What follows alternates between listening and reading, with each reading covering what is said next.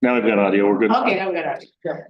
Great. All right. Well, it's May 15th, 2025. It is 1:03. This is the Tompkins County Industrial Development Agency Housing Committee meeting. We have committee members. Maybe we just go around the room and do quick introductions. And then we'll jump into our business. So I'll start off. Greg Mezzi, member of the IDA, also vice chair of the Tompkins County Legislature. Hi, Megan McDonald, Deputy Commissioner of Planning and Sustainability with Tompkins County. I am Ina Arthur with Ithaca Area Economic Development. Taking the minutes. Kelly Bauda, Administrative Director, Tompkins County IDA. So we're on City Council and I'm Nels Bone, Director of Community Development for the Ithaca Urban Renewal Agency. And we have one other member on the committee who was not able to make it today, Jerry Dietz, who's also a member of the IDA. Great. Well, that covers introductions.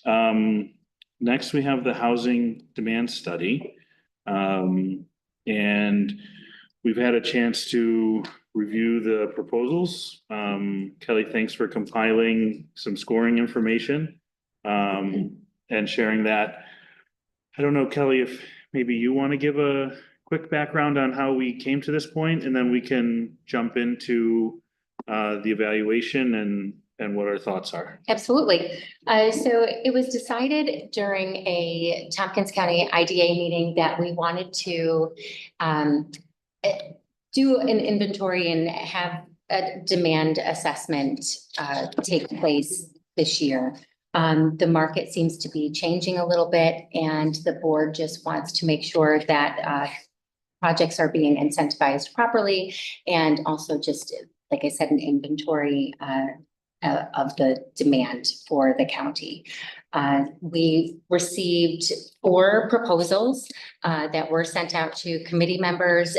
There are various price points and also timelines for completion for the proposals. Some scoring was done just to give kind of an overall view of how committee members felt about the proposals. And additionally, there were comments added with the scoring for discussion during this meeting. Well, thank you for that. And I guess I would open it up to members of the committee. I mean, any thoughts on how we'd like to approach this conversation? If we want to use the summary to sort of guide the discussion, if we want to share individual thoughts, or I guess we're kind of open to approach. Yeah. But would look to all of you on how you want to proceed, Megan. I was just going to ask a question, being new to the group, if there's like a set budget in mind or anything, because, you know, like kind of how much flexibility there is, because sometimes in an RFP, you'll get good ideas looking across the spectrum. And so what you want to negotiate into the selected consultant's contract. Sure. I think initially when this was brought to the IDA board for discussion, the cost range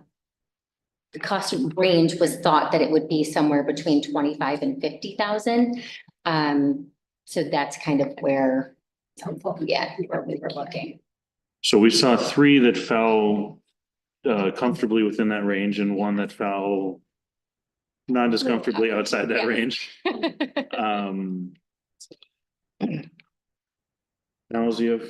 Well, I was wondering a little bit about the RFP too, because the objectives were really clear to me in the RFP. And one of the important things was to assess the market support at various price points. I don't think many of the responders really got that point really closely, because, for example, Urban Partners seem to exclude price points from their analysis. And I went to look at the one that you shared with us, Doc, and they didn't talk about price points in that study either, even though their methodology is very in-depth and they did a lot of research about the market. They didn't do any analysis of price points. So how important is the price point analysis for the study? Because I think that's, now, I got the sense that one of the tools, the idea I was looking at is a project comes forward, they're presenting these rents at X level. Is that a reasonable level is a question that I think makes sense to ask. Right. Yes. And this study could help answer that. but I wasn't sure that. Well, there was because much it, that yeah, came 'cause back with that. this all kind of looked more like this is what your population can pay, and that's different than what can you build.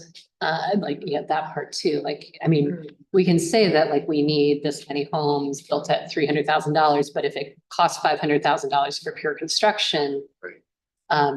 That would be kind of a next step beyond this scope, then it seems too, so I guess. Yeah, there's like, I've looked at the market studies that low-income housing tax credit projects do, and basically the analysis is trying to identify there's a universe of X number of households that can afford this rent, Mhm. and we need to capture 3% or 10% is kind of the analysis that they use for individual projects. I didn't see any of these that would say $1,800 for a one bedroom is feasible or not feasible, or, you know, or even aiming to get to that point. It was more along, what is your gap? What is your need? But I wasn't sure if that was where this, you know, if that's really where you wanted the study to go. Those kind of firms that do that single analysis, single project analysis are really market, that's their businesses, housing market analysis. These were kind of economic developers who also do market analysis, was the sense I got. So I don't know if that was an issue for anybody looking at these and trying to evaluate them. I think I missed that.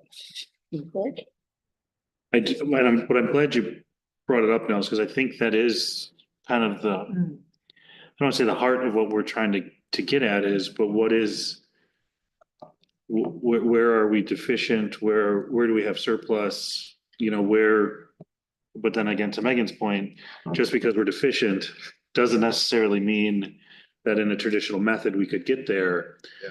But even if that was the result of a study, you know, I think a lot of us maybe think that to be true in some cases, but that could also though help shape, okay, now what do we need to do at the IDA level to make those types of projects And like, attractive? and if you're kind of, if to them the scope is growing a little bit, which means your costs are probably growing a little bit too for the study. Because it's the IDA, are you gonna focus on the rental part? I guess would be the question too, since we They're typically, that's what the IDA can support, not the for sale part. So it might be like, you've got a market demand for the for sale and we want to include the whole universe of housing. But then to go dig further into what the IDA needs to know for its incentives. And I don't think that this is just for the IDA Okay. scope at all. I think that the reason that the IDA agreed to do the study, and correct me if I'm wrong, was to get that inventory and the needs across all housing points.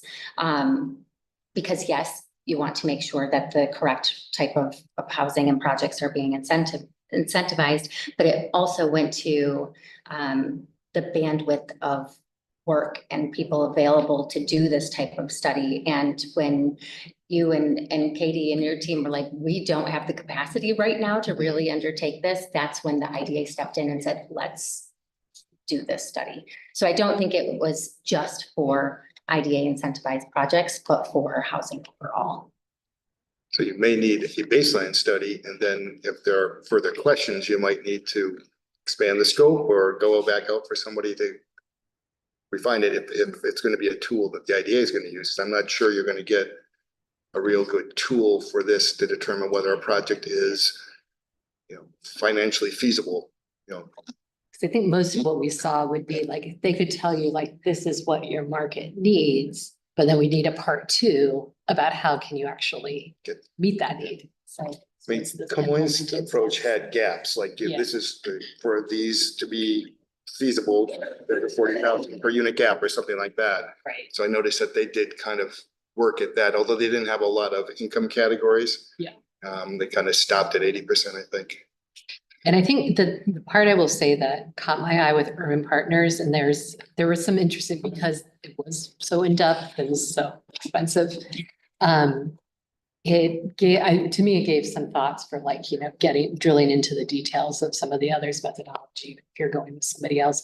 But one thing that like initially caught my eye was their mention of trying to set up clients to be able to replicate and update information. And because we're in such a weird time right now, And we just saw our AMIs increase pretty substantially from one year to another.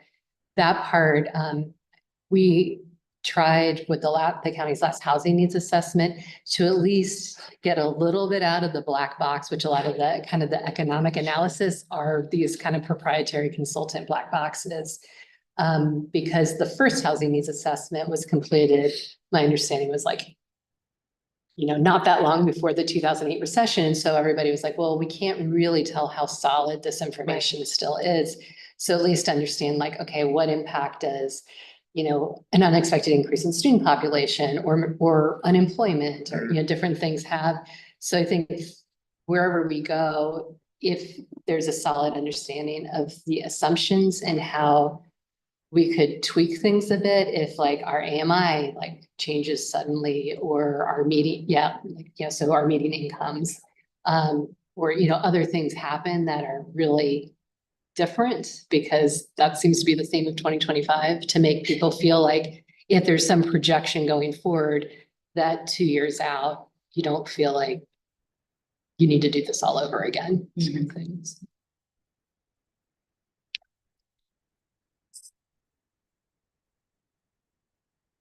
So I guess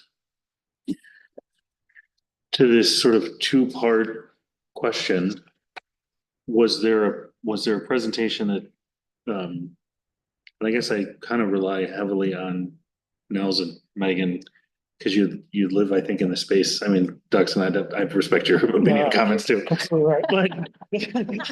But you all being the planning professionals, did you feel that there was one that maybe addressed that more, and maybe was our scope or our budgetary scope insufficient for what was needed, or is there a way to maybe break a proposal up into two segments? What kind of stood out to the two of you as planning professionals?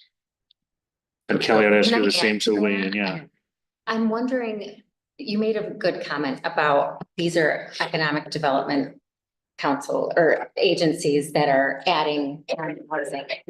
Should this go to a housing organization or someone who specializes more? Did we send it to the right group? I'm guessing. Yeah, I think if you wanted that answer of like, can a multifamily unit, project downtown support $2,500 or rent 1 bedrooms, you probably would want a housing market analysis person to look at that more than this. This is my sense, because I didn't see those coming out of here, even though the RFP said price points. So I didn't see that. I do think though that Urban Partners, they have a very deep methodology, looked at sub-markets. If they had said price points in their analysis, It would which they exclusively did not list when they looked at that future projection, did not list price points. And then the study they didn't have that either. So they were just identifying needs for housing units at certain price points. Well, not even price points, just needs, I guess. I thought they, in some respects, Kamaline's done this really deep dive on the county's economy for their economic development work, or is it workforce work? I'm not sure. I thought like could Urban Partners cut their budget, use the Camoin study for the baseline, and then, reduce their costs and then add price points to their scope. I was just thinking like, but usually it doesn't work when you start telling somebody like, we're going to modify your scope. But in just conceptually, they spend a lot of their time when you look at their budget on that baseline, which Camoin said a lot of work on that, it seems to me. And it looked at the same things about, I love the Camoin's, I guess it's a draft study, but it looks at the market with and without college students, which I think is really critical to understand the housing market. So I thought that was one idea with Urban Partners, or maybe they would revise their proposal if they knew they could use that resource. I don't know, or reduce the cost. I thought Camoin could also be a project.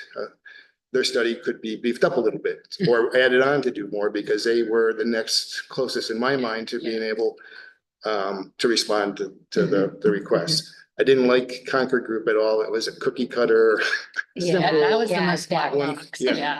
Right. That didn't So do we want to maybe take that one off the I table? would. Yes. I would. I mean, what to need, Okay, Yeah, so California. I don't know if based. I don't think we need to vote, but I'm No. hearing consensus from the committee that that one's not up for Yeah. consideration. Yeah, you look at the scores. Great. Yep. All right, so we have MRB still Camoin and Urban Partners.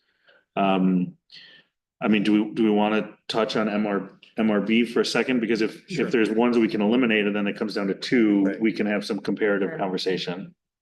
One thing to highlight with MRB Group, they're probably the most local, I would say, of these. And they are the ones who assisted with the DRI application this year. So they do have some of that insight as well on the area. The county the also used them counties, yeah. for Yes. our COVID-19 ARPA, the ARPA community fund, whatever it was called, the thing we did like 2 years ago. And they did a nice job with that as well. Right. I feel like I had a note, just like that, like Camoin on a level, maybe had a little bit more experience with what we were asking My for. question with MRB is their project manager had no residential market analysis experience. Yeah, so She was an that's, economic developer. that's where I Yeah. leaned. She'd never done, so their main person was gonna be like learning on the job from, it seemed to me, and I wrote a comment, slim cookie cutter scope. I thought it was just a pretty standard scope. I don't know if they really thought about responding to the RFP. Right. Mhm. They So, yeah. still were, they scored much higher than Concord. Um, Yeah, so I was wondering, given their initial cost estimate, was there a way to beef them up? Or were Slim Urban Partners down was what I guess in my head. For was MRB? Kind of, no, Oh, for for Camoin Camoin, versus. yeah, yeah. I saw, they were like, kind of apples and oranges with Urban Partners. So it's like either slim one down, beef one up. I agree, I agree. So can I ask, I guess, another question? Can we maybe shelve MRB group? They weren't my top. They weren't my Because favorite. I also didn't like that they did not propose any in-person. visits to the- That's right. to the county. All right, so it looks like we've kind of whittled it down to Camoin and Urban Partners, and Megan, to your point. One is pretty extensive, very extensive, and one is kind of a baseline, which is maybe what we asked for, or, what somebody felt they were responding to. So how do we want to approach? Do we want to maybe provide feedback to these two groups and say, sharpen your pencil, whittle some things down, beef some things up, and then reevaluate? I mean, is that allowed in the process? Is that a fair approach, or do we just want to make a decision based on the information that we have? When we've done something like that in the past, we've selected one to work with first to see if they can meet Get you where. the objectives we want. And if that doesn't work, you go to the second one. So, I mean, that's one way to go about it. Is to say, we think this one's got the most promise. Let's see if we can figure out a satisfactory scope of work or something and go with that, or before kind of wasting everybody's time if you do two, but you can think and compare them, I guess. Yeah, because like if it's clear you can't come to any kind of agreement with one, then you've got your backup basically to see if you can. get the rest of the thing. I mean, one thing that occurs to me is like Camoin was looking like at a 10-year forecast and Urban Partners was looking at 15. I don't know. And one thing we could do is like, I had, let Heather and then Kurt know, like, our housing needs assessment is pretty old, but when we put I can't even remember now if we did, I think we might've done an RFQ instead of an RFP for it. And I think because there was the feeling of people feeling burned from the black box piece, we spent an inordinate amount of time on it, but we also almost had like an appendix of like resources. And so I'm wondering, like, even if we just went ahead and like, if you wanted to share any of the housing needs assessment or like some of the materials, if they just in the economic development strategy, like if there was enough, like if they saw that there was so much homework already done, if it would shave costs down on that side too, I don't know. So I think it's a matter of picking where to start. Yep. I mean, Camoin, the price point of Camoin is quite a bit lower than Yeah. Urban Partners coming out of Philadelphia. And and then charges an extra fee for recommendations. That was a little bit insulting. I feel. Yeah. And so like with Camoin, like they don't speak to it, but it might be totally possible to like, to explain that we're really concerned with so much, turbulence right now that we want to make sure that we can understand the underlying assumptions and tweak if there's a need to, because like, everybody would feel pretty, like if you're trying to figure out what it costs to build, what's the gap that you're trying to fill? What are your sources right now? Everything is up in the air for the moment. And so I think most people would understand wanting to have some assurance that if you undertake the project in 2025, that it's still relevant in 2026. Right. And in 2036, right? Yeah, like forecasts are by definition, like they're not perfect. But yeah. So. And they, to date, having worked with them on the countywide economic development strategy, they've been good and I think fairly flexible in their approach. So I would hope that this side of their team would be similar and maybe able to leverage some of the information that they've gained from that. Yeah, but like if we provide them greater clarity, then I think hopefully they could respond.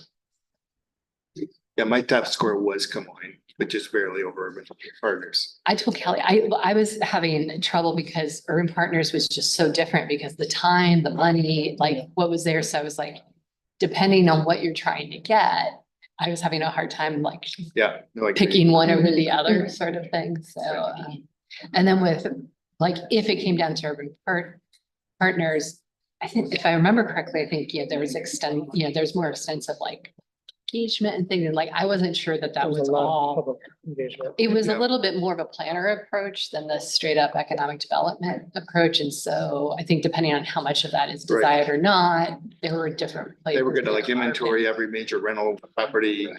But somebody, I think this study needs to drill down in the question, like, why is Library Place not renting out? What, those kind of, what's going on up in College Town with the leases. I think those are pretty relevant to understand. Very. And I'm not sure, where Camoin landed on that. Yeah. Whereas Urban Partners was kind of committed to go out and inventory existing projects, it seemed. That was kind of the Danter approach back like in early 2000s. Like, I'm going to inventory every single rental project, which he kind of did, but it was all about like, you need more swimming pools or you need more, like, And on like a living rooms are too small. and on a level, the almost more qualitative approach might get you more insight. Because I think one problem, I know our assessment director always says, like he can call the same rental property 4 times and get 4 different answers in the same day, depending on what the person answering the phone thinks your purpose is. Which is why we actually didn't do a rent vacancy survey back in the day, because it was like, we couldn't improve upon like existing data sources essentially. So, but I think getting into like, we know that their properties were extreme things have happened. And so like, is that an indicator of certain challenges or opportunities? Or if they drilled into that? Yeah. Is there a way to? Let's look at their public engagement. For Urban, I'm on page 16 of their proposal, which sort of breaks down their fee. Are there? And I guess I don't know. I feel like we're sort of between two different things. Are there things that we could shave from one or suggest, to come back with sort of an updated without? Key stakeholder interviews, they're spending 28 hours. I'm assuming those are hours that they have, 28 hours on that process. That's a lot of time. Again. Plus probably some travel expense. Are there other things that maybe could be modified? Or again, we don't want to tell them what to propose.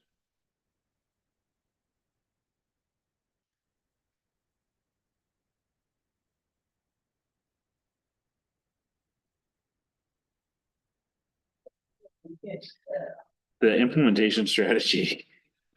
I see that as something that like I would like to have included. But I mean, they were the one, they were pretty much the only ones that spoke to that. To the too, implementation. so, Yeah, Yeah. which isn't to That's say true, that the yeah. others couldn't. I Right. think they just weren't understanding the RFP that way. It's Yeah. my take, so And I think that's why they probably left it in here as an option. optional. Like, do you just want to know the problem or Right. do you want to maybe know the problem and a solution?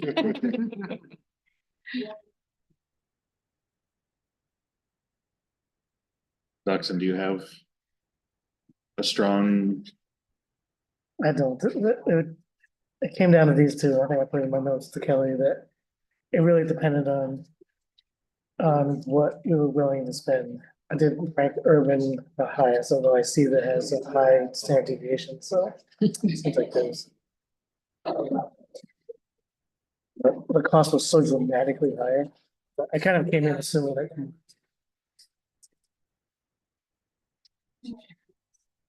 I do like just the amount of public engagement, but if that's not a priority, then we shouldn't pay for it. It's not necessarily the IDA's priority, it may be like, as like it's just more attractive to us, but. yeah. I mean, I think some level of obviously public engagement, but really this is to understand the market and It's almost to me like more stakeholder than public, like general, because it's Yes. like, who are you asking for what and what? And in terms of, like, if this were a different study, what the public had, like the general public would have expertise on their own search and, attempts to retain their housing and that sort of thing. But to me, this is more, if it's really more the market side and then what we can do to get the supply at the price points and in the housing types that we're looking for. That's not necessarily the general public's area of expertise. That's where the stakeholders Yeah. come in. And I think, this community is so engaged around housing. I think we have more homework done and I think we have probably a better sense of some key stakeholders and maybe willingness for them to participate than might be standard, which I would hope would both speed things up and keep costs a little bit better. So like whoever we speak to first, it's a little long in the tooth, but like, if the housing needs assessment gives them, it's older, but it gives them like a sense of what like the issues were, who the state, like who was consulted then. The housing snapshot might just help them understand what our trends have been recently. And if we're able to if they're not having to do so much of the footwork to figure out who they should talk to in the community, then we can save them time and money on that part too. And then they can provide their insight into, hey, do you have anybody doing X, Y, or Z? Because we don't see them on your list. Mhm. And Camoin does have a decent amount of time dedicated to engagement with the site visit.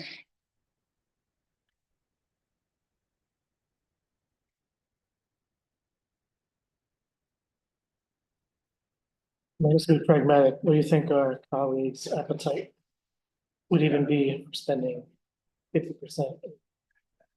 The top end of. Jerry? Hi, Terry. Hey, Jerry. I'm sorry. Okay, well, It's gonna break the logjam. we had a tie vote. Zero pressure.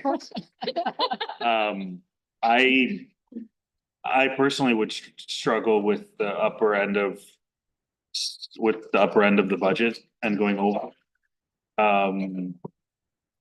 I think we have fiscally, a group. If we're gonna get a great study with all the answers, which you never know from a proposal, the propensity to pay for something. But it's like gambling. You can put a great RFP proposal together and the report can come back flat and you can spend a lot of money on it. So not saying that this is what any of those groups would do, but I would be more comfortable if we were sort of in that 25 to 50 range and we did go outside of that personally. I don't know if you share similar. Yeah, may just seem like to your point. To the risk assessment, it's just, although I'm curious what Jerry.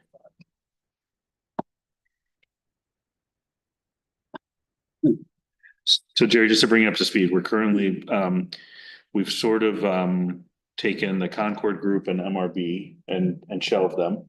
Okay, And we're looking right now at Camoin and Urban Partners. One maybe paring back a little bit, one maybe asking to boost up or, fortify their, response. And that's kind of where we're at. yeah. Well, I was, other than having a hard time justifying the Urban Partners number.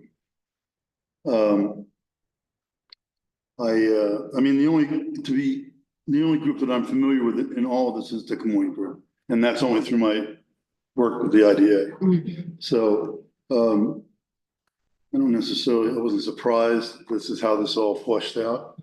I mean, I don't know how familiar with Ithaca and Tompkins County, the other three groups are, how much work they've done here, but I know Des Moines done a lot. So they were starting from a place where they were, in my mind, probably had an advantage in terms of that. So I don't know that, I'm gonna agree with what you just said, Greg, about, these studies sometimes have a way of like getting done and going, oh, that's nice. And that's about where they go. And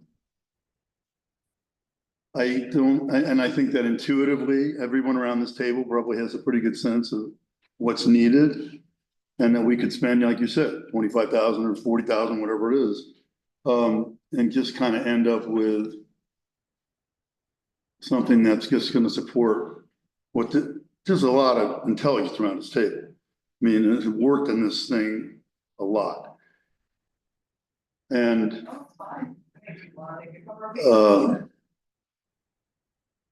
so honestly, I have a hard time spending any money. That's just how I feel. I do. I mean, you're putting anything into it, but I know that, we're gonna have to justify this to people, and these are the kind of studies that it takes to make happen. So I guess that speaks to spending as little money as possible and just, putting our collective intelligence, into this. I mean, we could go around this table and ask each person what they think is where we're deficient, what we need to do to take care of it. And where our explanations may not be verbatim, we're going to all hit similar points. It's just a reality. So anyway, when I looked at all these things, and they were, I mean, they all, I think they all brought something of value to the table that would be useful in trying to justify this, but none of them really speak to me about what's been missing here today, which is we have I think we know what the needs are, I think, but we have an infrastructure, an internal organization that creates barriers to making things happen in this county. It's just I think that's part of the problem why we don't have the housing stock that we need. I mean, we have, and previous administrations have, and I'm not pointing fingers. Of anybody at this table, I'm probably the most outside in looking person because I'm not an elected official and I'm not an employee of the county or the city. But I've been a person who's been through all of it with all of you. So, and so So Nels identified a bunch of things that he was hoping to get out of it, and something I've always thought about, but haven't really dug into is what part does the city's permitting, an approval process contribute to cost and delays, and I'm wondering if Depends who you ask. anyone would have the expertise to analyze that and make recommendations about you gotta. I think cut that this would, part, you yeah, gotta- that's one of the number one. that would be probably a more useful study. Yeah. But it is a different thing. What that does to the soft cost of a project. right? Engineering, design, architecture. All those meetings, all those planning meetings, picking things apart. And it just drags it out, just, no wonder nothing. From ephes to stucco to brick to Yeah, I mean, whatever, I please, you know, mean, we Like all. Library Place, perfect example. And I, and maybe that's where like, they can give us like a sense of like, for what we're missing. What impact the different pieces, because like, some folks mentioned like condos and things, and I, the entire time I worked for the county, it was, why don't we count condos? And there are a variety of reasons, but there are also frankly, New York State reasons. Yeah. I mean, there's some local things too, but those sorts of things where I'm like, I wouldn't want all the eggs going into one basket, but if somebody was saying, like, hey, we've got a measurable, like, in this situation, if you could overcome the condo barriers, this is what kind of impact it could have. And is that significant? Because then that gives us kind of, this is worth expending a lot of our time and energy with our state representatives and, working with other communities and things, kind of to like, you have so many hours and so many dollars to work with. So which pain points we push, that gets you the most of what we need, I guess. But I had a quick question, just because I have not worked with Camoin.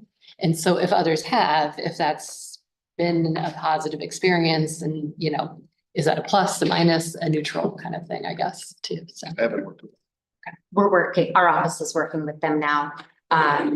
Well, this is at least the second time that we worked with them on the Southworks Southworks, yeah. Project.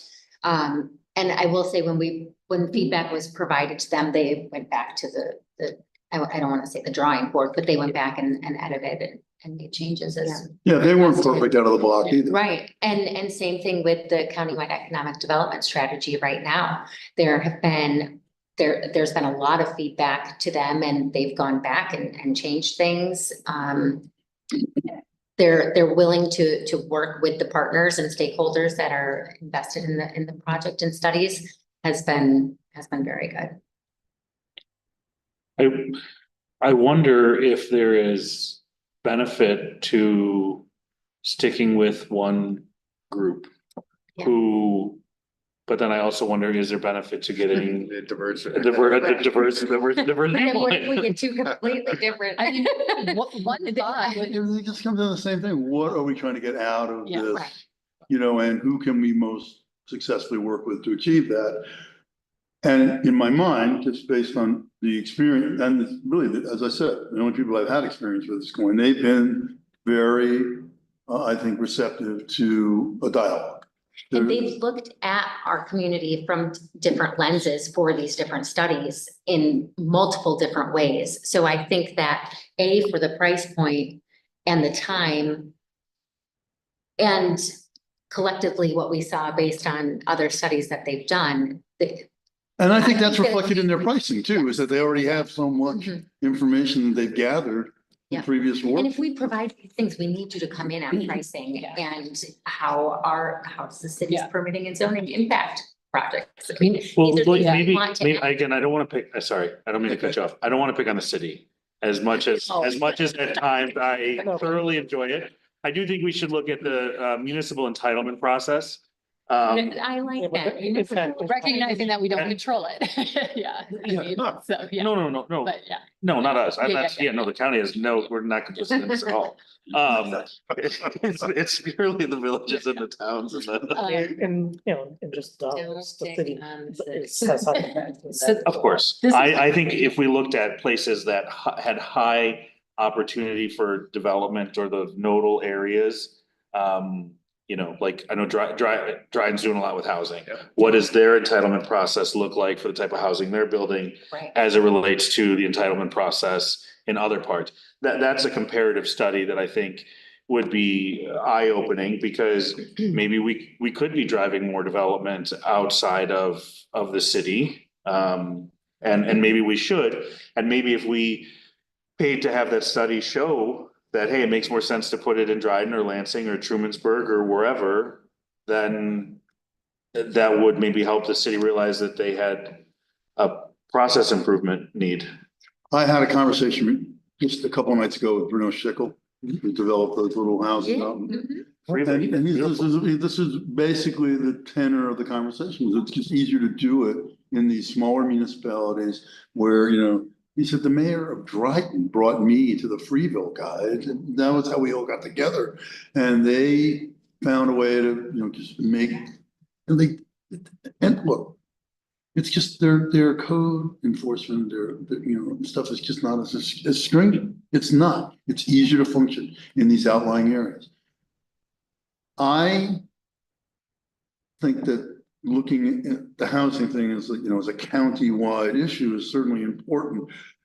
I would think that the city would want to try to crack the code just because of tax dollars and dollars that are leaving the city. I mean, but we have dollars leaving the county on a daily basis for people that don't live here, can't afford to live here, and are going 40 minutes to an hour to less expensive living arrangements, and that's a lot. It's a lot of money that I think it's a huge impact on or has the potential to have a huge impact on what's going on here.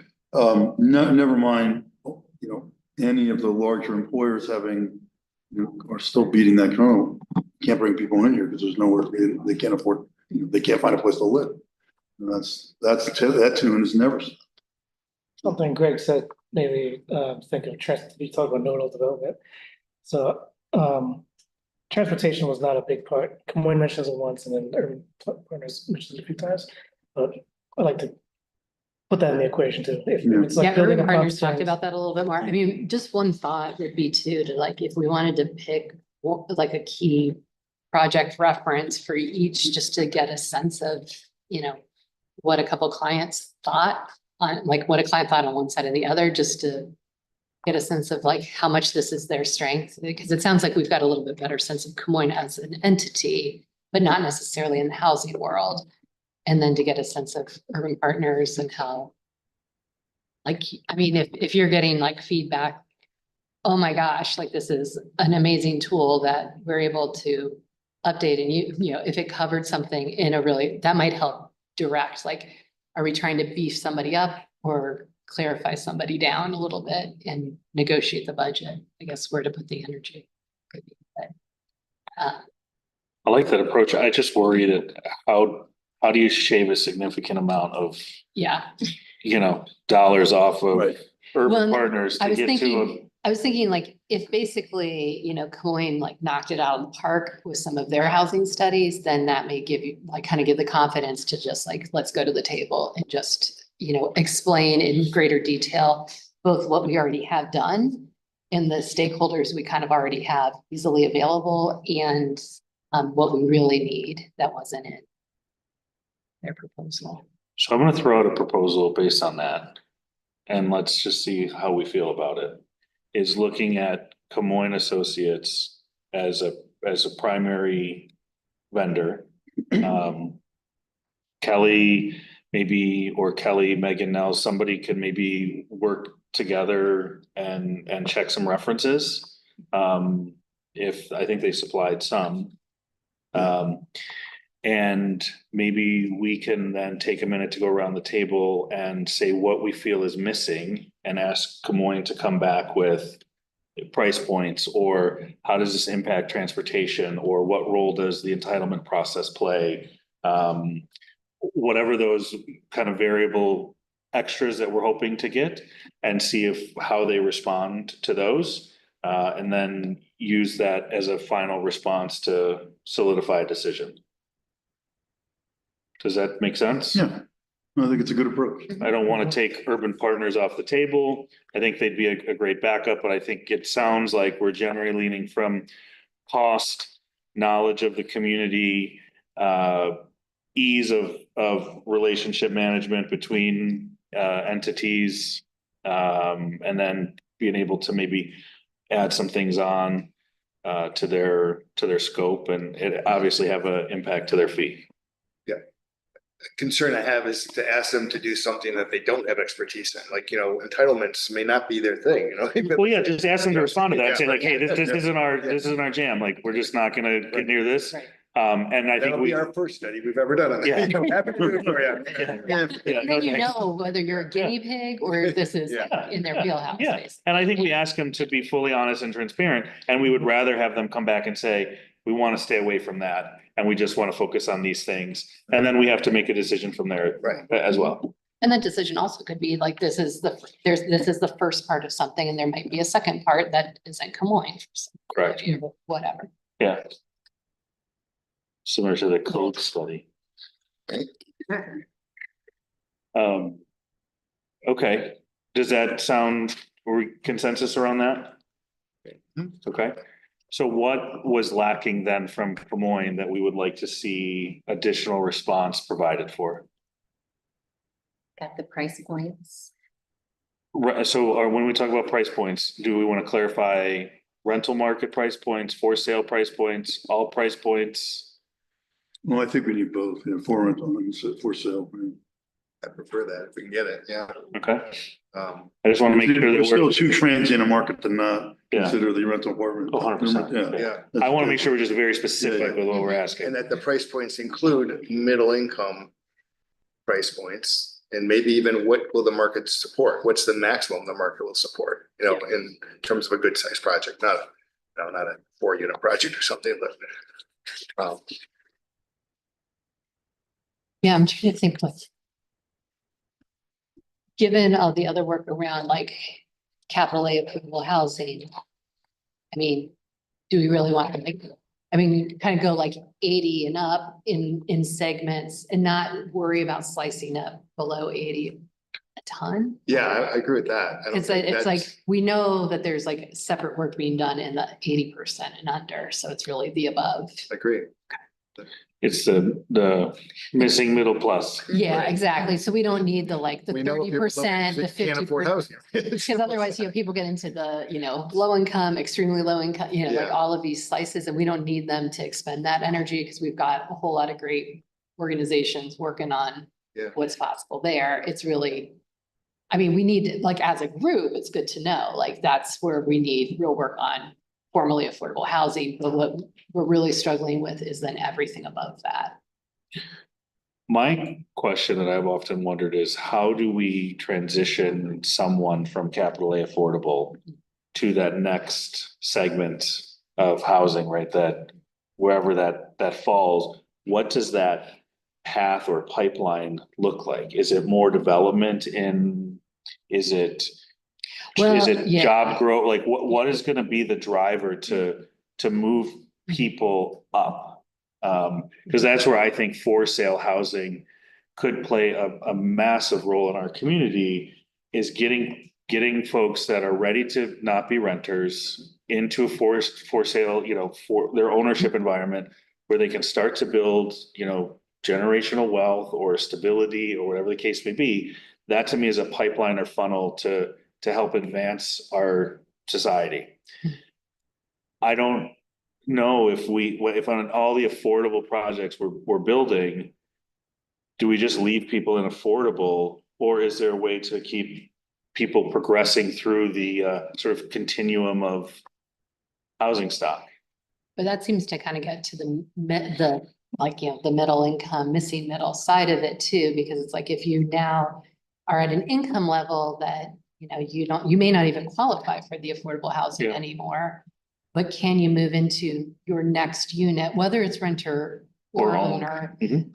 where you're able to be saving enough of your income, not on housing expenses, to be, if you want to become a homeowner, to be saving that down payment or to be, for those things, because we're keeping the middle income folks in housing that is appropriate for their incomes. And it's not just kind of the fight club we've got now of everybody that is on the open market. But that suggests another focus on the cost side of housing Right. construction, not just entitlements, but, what is a strategy for bringing in a for sale unit at 250,000, right? You don't see in any new housing built like that. Maybe Bruno's building it, but that's rental, right? When he's building his units. Yeah.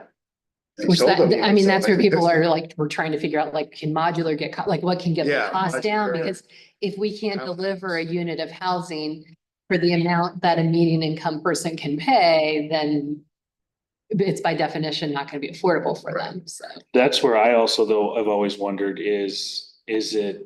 could we be incentivizing or contributing to infrastructure, land acquisition cost, water, sewer, whatever, to bring the cost of development down, because maybe the bricks and sticks are what they are, and maybe we can't directly contribute to those.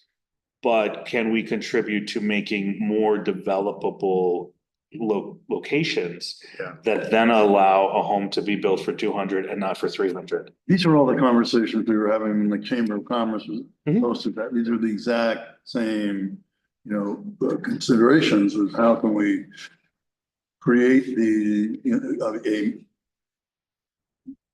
or have a more collaborative approach to making developable spaces. And it does involve collaboration. You have to pull municipalities in, not just on the infrastructure level, but, again, on the planning level. But in fairness, and this is something different than what we advertised. Right. So, I mean, to be fair, Yeah. like, it's a Yeah. different study, you know. Right, right. So, When I asked the historic preservation planner, Brian McCracken, I said, historically, how do these neighborhoods develop in the city? Surely the city helped subsidize the roads, the sewer, the water. No, it always was a private developer, bought a tract of land, subdivided it off, found people to buy lots. And it might have started out as a dirt street, but I mean, it still was a street with enough utilities to have a residence on it. And our whole history is people who had farms who converted them to urban centers. The tough part is those clay pipes still exist. Right, and so that's why the cost now is not what Yeah, that farmer that's paid probably before. true. Beautiful That's probably roads, true. too. And I was surprised that there wasn't a bigger role for the public sector. But then that's like providing getting, I mean, but then we neighborhoods. could be going into a whole different study with a different set of Yeah, I know. expertise and Yeah, better yeah. consultants, because it's like, we've been talking in some other venues about like, now that we're kind of solidly in the era of it costs $500,000 to produce a unit of housing, and our population doesn't make that kind of income, Right. and the bank's not gonna finance construction because they need a profit on top of that $500,000 cost, et cetera, et cetera. Are we in the era of needing like a more middle income housing trust? If the like INHS's community housing trust is focused on the 80% and below, are we now in an era where there are people that would trade, being able to like triple their equity and whatever in a short amount of time for the security of knowing my house isn't going to become so valuable when I don't intend to sell it, that I can no longer pay my taxes and everything else and stay in my community. And in return, I'm willing to, both kind of lock in my costs, but also lock in a slower escalation of my taxes. And but that's a Mhm. whole That's different another thing model. that this is. So, yeah. Kind of deals. So maybe we ask Des Moines for some recommendations on next steps. Yeah. Mhm, From, mhm. and just kind of see what they, I mean, I guess all of this just speaks to how complex this problem Yeah. really is. Yeah. And you just cannot get your arms around it with one study, with one. well, I think maybe ask them to watch this conversation back and see what they pull out or take away from that, and what they have the skill set. So like the To include. implementation part Yeah. of like, Mhm. this is what you're missing, but what are the steps to start filling in Mhm. the gaps? I thought Camoins' proposal was pretty directly responsive to the RFP in many respects. Yeah. But they had a couple of things I was looking for them to maybe provide more detail on. Was they talked about they would examine existing rental vacancies, but they didn't really explain how they were gonna examine existing rental vacancies. Are they just gonna go to the census and look for it? Are they gonna, how, because I think existing vacancies is a concern for understanding the market. Why do we have vacancies? And how low to the price point do they go? Herald Square is struggling to fill up all their units as well. So I mean, those are pretty high end ones, of course, but and then again, the price point, and they did not appear to incorporate in any way their off-campus student housing demand. So if you just look at our community on income levels, students look very low income, yet they're probably taking the higher end units in the downtown market. So asking them how they would factor that into their analysis, I guess, is the question. That's a great, Yeah. Especially since the census that's data true. is super problematic because you can't separate them out, so, Right, Yeah. census wise, it's very hard to do. yeah. Yeah, It's driving our downtown market. pretty much. Right. Or at Collegetown for that matter, I guess, really. I would, when we look at the vacancy too, I would want College Town to be included. Because I think there's more vacancy up there than people maybe realize. And I think that there's potential opportunity, and I don't know what it looks like. But to retool or repurpose some of the inventory that's up there, but unfortunately, the entitlement process, the cost of construction, the cost of land acquisition, all of those things up there, drive these small units that don't make for missing middle housing. Yeah. But, if you took a wall down, if you did something, but there's no incentive to do that. And I think we'd be really surprised to see the vacancy rate in some buildings that exist up there. We know how hard it is to get real good vacancy data though, so gotta be a little cautious about Yeah, that. but I would not want College Town excluded because Yeah. no, I think there could be possible solutions up there. The challenge is the price point, it's like, do I want to sell it at this or leave it vacant?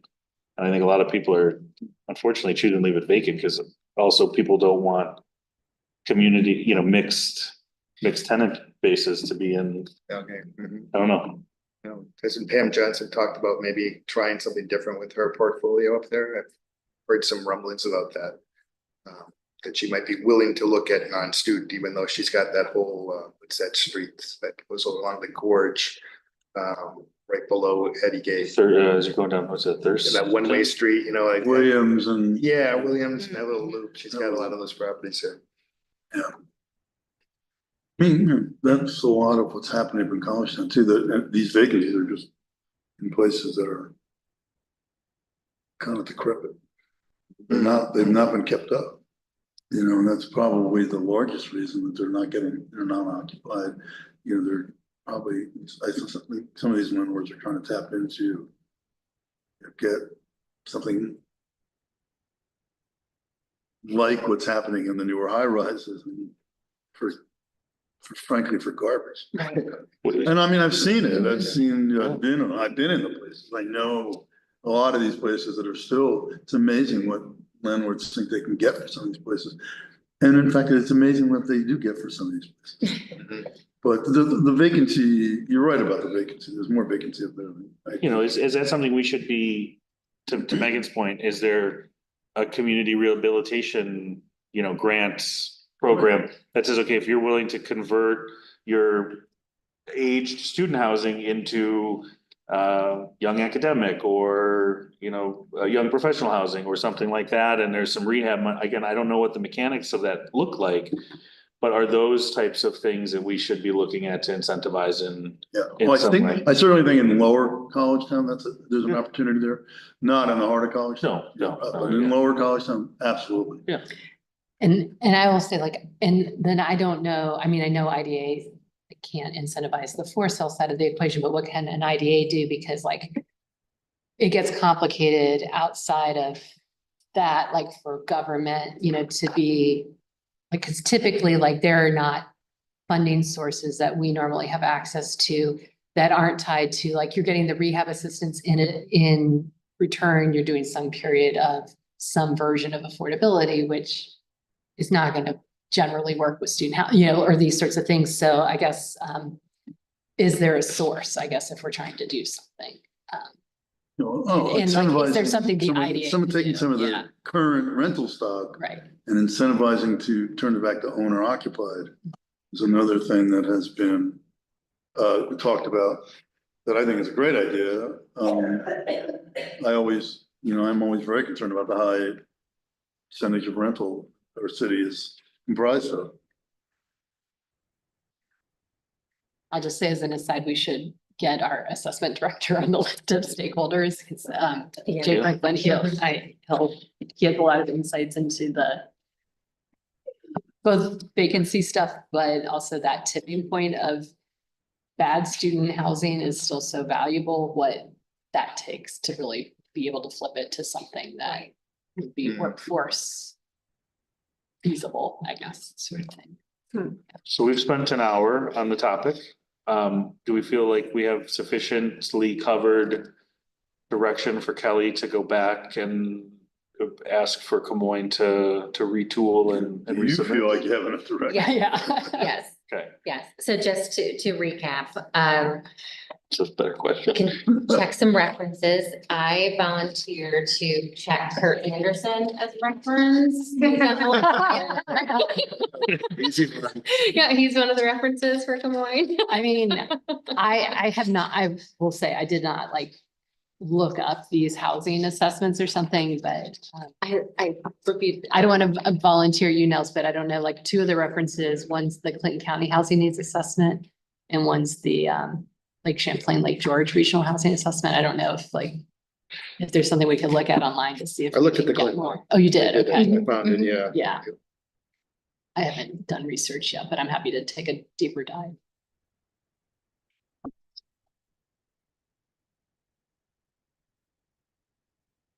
I can reach out to Kamala. We have an IDA connection meeting that we attend, so I'm happy to reach out to Cam. Who else is on that list?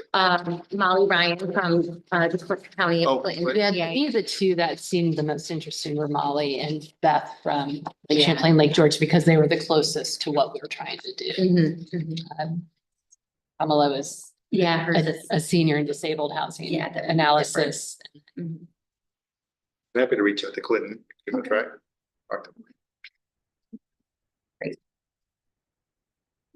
All right, so Dustin, you're good? Yes. Well, so just like, kind of what you were saying, can we build outside the city? A part of that is the transportation. A service, Connectivity. connectivity. Um, Kelly, I can email you links to, if you want to share with Des Moines, like our old housing needs assessment and the most recent housing snapshot, just so that they know like there's a pretty good amount of like background. that would be Isn't there great. something on transportation that Frank? Yeah, well, it's more the vision, transportation vision, but yeah, I can send you a Okay. link to that. Just to hit on Yeah. Dustin's point. To, like, yeah. Is that the Because vision it- zeros? Vision zero? No, it's a mobility strategy for the county. We just accepted Vision Zero today. At F&I, so that'll go to the legislature in Oh, yeah. 2 weeks.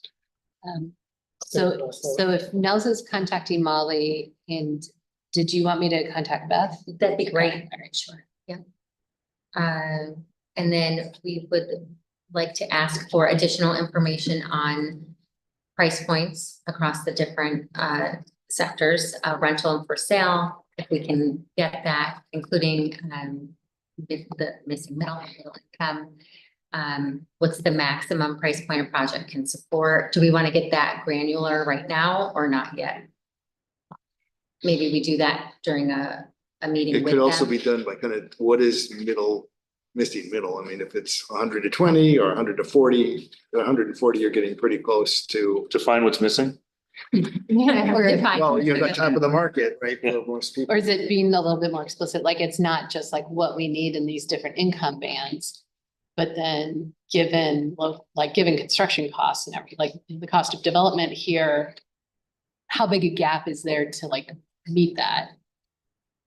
Right. To be able to deliver, basically, because it's great to know, like, if only we had like, 1,000 more $200,000 houses, but where are we gonna get them? Right, right. And- But what would Des Moines provide in that area? Well, I guess, Costs? yeah, I guess it's like, Look at recent sales. or is it like kind of the strategies given, if this is what the typical development cost is, and these are the price points, what are the options to bridge that gap? What is the gap first? Yeah, what's the gap? And then do you have recommendations for how to address it? Worth asking. And I don't know if we have this group, but if you want anything, any additional people like on a steering committee or something for this, depending on the direction it goes, if that's helpful. I mean, I think about like when we were talking about regulatory processes and things, the town of Ithaca is pretty significant in that. And sometimes I've heard that's more difficult than the city. But yet they're trying to do a lot of work with their, you know, kind of T and D areas and things. Or do you need a developer or somebody else? Yep. Is there anybody else you want brain wise? Jane? The more professional the fire department, the more requirements there are for building. It's- Yeah. Okay, Necessary or not. so. price points, entitlements, municipal entitlement, the connectivity and transportation. Next steps, recommendations, ask them to review this meeting, see what they can address. How will they examine the rental market vacancies? Factor into the data of off-campus student demand and to include College Town in the rental market. Very good. And should, in like a list of materials, should we include the AED water and sewer study? Mhm. It's infrastructure along with transportation. I think if we give them as much information as, not too much, but as much of the relevant things as possible, or most recently relevant. To maybe help cut down on some of their, you know, background work, you know, they could say, based on the assumptions made in X study, you know, we went on this, right? Ask for all these things, but. Or they know, like, they know this much of the background, so like then if they've got like a deeper dive question, they can just jump to that and not waste time. Capture the thing that was mentioned about the lowest income students on paper. Renting some of the highest real estate. in that. Intent to tease that. And maybe we could just be explicit with them about that. In terms of income bands, we're fine treating like under 80% as a group. Right. Good point. Mhm.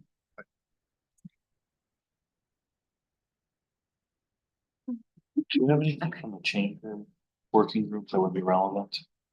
Enough. I mean, there's a lot of talk about barriers, and so I think that's where I was struggling reviewing these to fully understand like what we wanted truly, like what, and I mean, We because want I am, solutions, Megan. well, and honestly, that's, We want to stop talking about this. I'll be honest, like, that's what we haven't. That's part of the reason, A, we're not doing a housing snapshot every year, because it takes up the time that you could be working on the other side. Yeah. And we haven't done a new housing needs assessment either, because That's it's like fun. you stop everything. Yeah. And then you're doing all this data crunching when it's kind of like, we know there's a problem, so how much time are we putting on the quantifying a problem that keeps growing versus, You don't want the data to be pandemic data because that's gonna. yeah. So on a level, like, this is great, because if part of it is understanding, you know, kind of what the gap is in the housing in these different income bands and things, that's a piece of it. And it's, I mean, I think from what we've heard, even in our own legislature, I think there are people that are questioning, like, have we saturated this, or, you know, that, like, that kind of deal. And if that kind of helps take energy and angst off of that and lead us to, these are the pieces that have the biggest gaps, and have some ideas for things to work on to put the energy there. Because a consultant is doing a lot of the legwork. Mhm. We're gonna find there's some gaps, I guess. We'll move on. Yes. We're good? Mhm. All right, the next item and the last item, I believe, on our agenda is the CTAP, Community Investment Incentive Tax Abatement Program Policy. This recently, well, it pokes its head up all the time, but this recently resurfaced in the Common Council around rethinking it, suspending it, and Duxon, I don't know if maybe you want to take a minute and kind of give a background. I know that various people have various levels of information on what is taking place at the city, and then maybe Kelly, we can talk about how the city's adoption, acceptance of this and the IDA's policy, and sort of, this is an IDA policy Correct.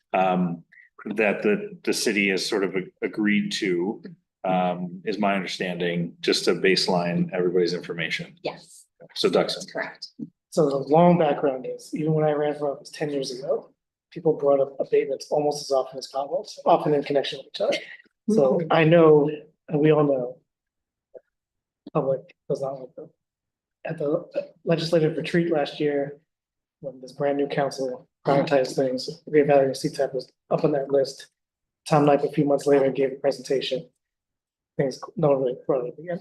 So a year later, the peers running for office, I'm just gonna say that, it's true, but he was also, he also expressed to me privately and to Kelly, that he was frustrated with the process of the city about bringing topics forward. And so he thought this was his way to get us to talk about it, which, you know, to be fair, it worked. And so his proposal was to suspend it. The council could still individually endorse projects individually, each individual project.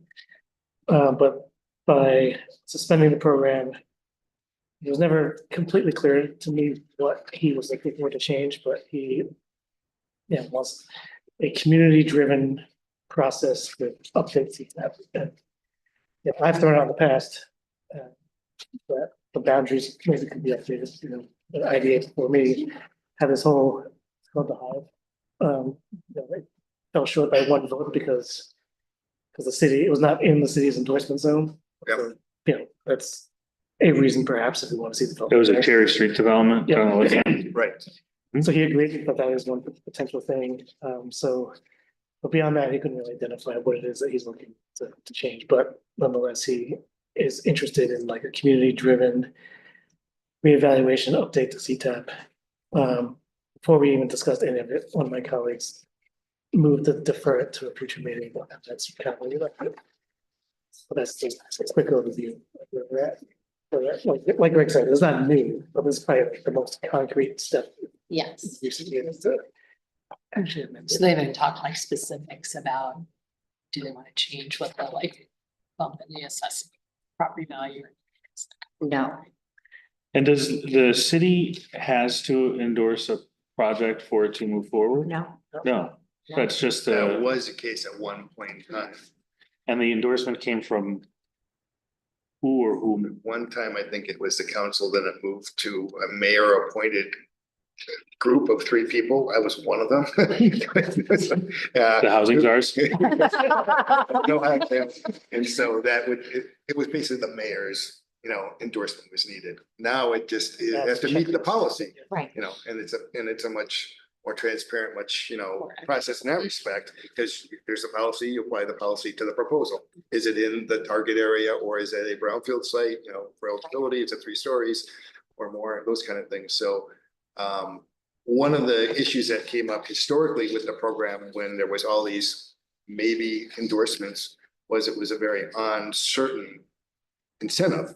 The developer had to figure out, will I get the approval? What's the timeline for going through that process? So there were some pretty extended timeframes for a developer to convince people that this was a project that should be supported.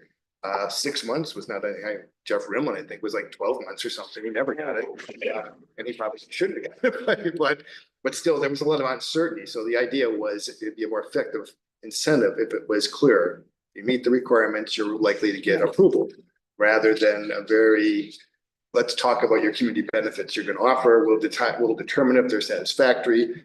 And then everybody will jump on and add one in, kind of an issue. So that's why I think the policy has kind of integrated those in with, local labor participation, affordable housing components, inclusion and equity kind of policy if it's a single employer. I think that's where a lot of those things came from.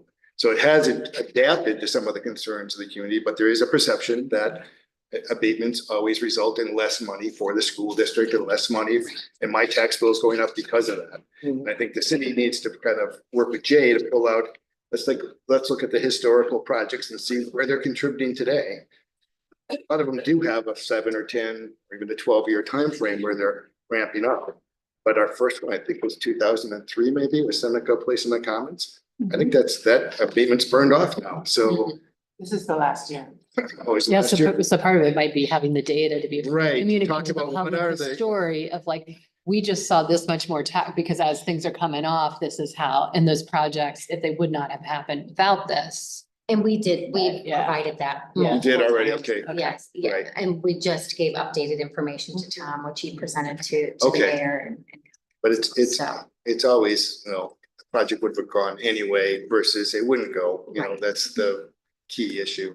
One of the things I'd love to look at, and I don't know if I think I brought this up at an IDA meeting, is the school district enrollment as it relates to the Mhm. additional inventory and how much of this abated inventory is adding to the Demand. increased demand on the school district. Because if we're not putting more students in the district, then the abatement, they're really not losing money for adding Right. students. Right. They're just, it just costs them more today than yesterday to service the same number of students. And those could either be what they're asking for, or how much they're spending, or is it how much they can generate in revenue? And I think it's probably a little bit of both. But I don't really see the units that are being abated adding students to the affected districts. Because that's not That's usually where you true. see a lot of. It's not where you see Families with family children. and student growth. So this idea that, the school districts aren't getting their money. We're not really adding, so yeah, Southworks could add some demand just because of the nature of some of that type of housing, 100%. Did City Center add demand to ICSD? No. Did that make sense? Probably, yeah, to get that project done. And so I think we need to be real and honest with community as they don't like tax abatements. The reality is where would we be without tax abatements? A lot of people would say, well, they'd still build it. Yeah. And I think there's a lot of developers and a lot of other people that say, no, they actually wouldn't have.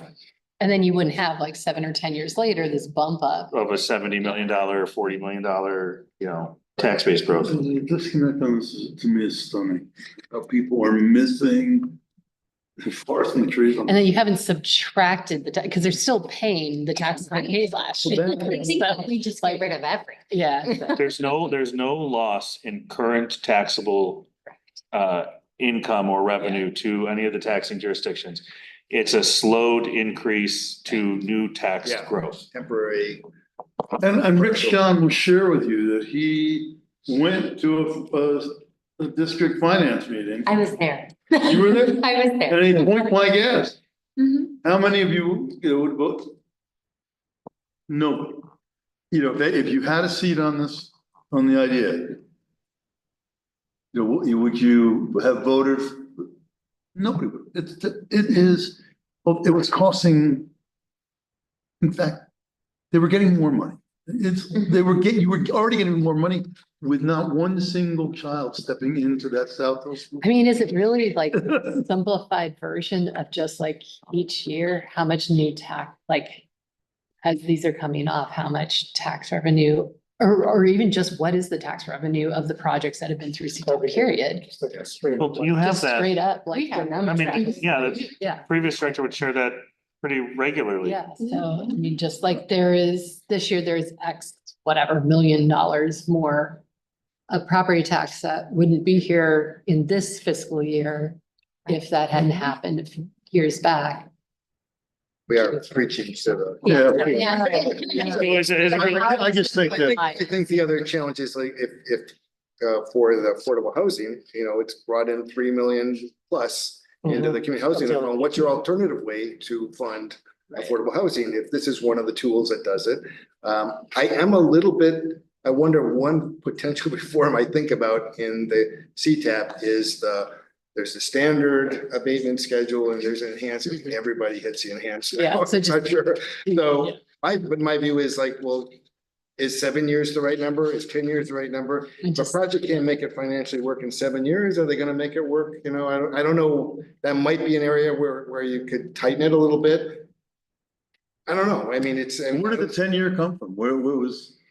It Who was was? just a negotiated schedule, and, Yeah. it was a view that, it's gonna stabilize in a couple of years and, that it'll become profitable by that time. Yeah. But I don't know. Well, I think that seems like a long time to a It lot. does seem a little bit, I mean, it is declining, you're only getting a 10% abatement in the last year or whatever. It's not much by the last 2 or 3 Yeah, years. so I mean, that's the other side of that, but Do you, would it help at all with the public? I don't, because they always talk about, loss, like, like the pain of losing something versus the chance of winning something. So to just like turn the numbers around in terms of if we didn't have the tax revenue that the projects that have been through CTAP provided this year, it would have been an extra X dollars spread across the homeowners essentially. That's I don't an interesting know. So number like to your tax dig up. bill would have gone up by X, Yeah.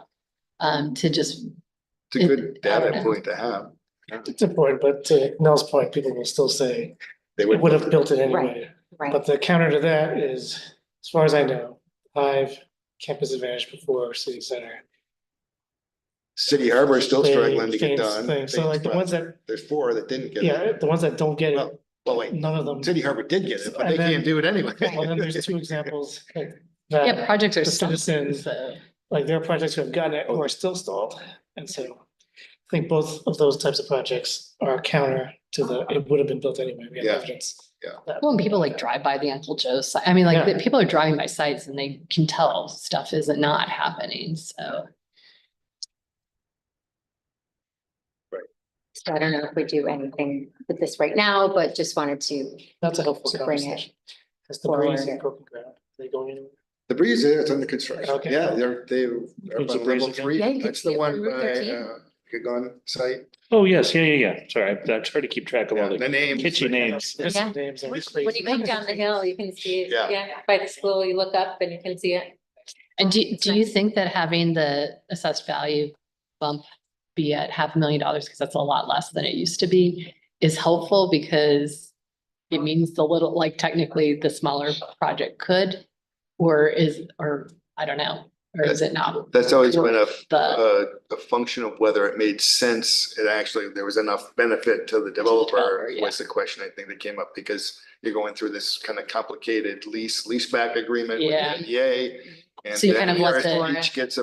You let the fee. mechanics work it I out. think that was kind of the issue, but having it lower than is probably opens the door for it. I mean, that was the other Yeah. critique of it is if I'm a small developer, I'm not eligible, but if I'm a big developer, I am eligible, right? And then So if there's a way to do something for a smaller scale project, that's probably positive. Are there examples outside of the city? Lansing Center has their similar Right, but program, but nothing- nobody's ever come no one- forward through that one.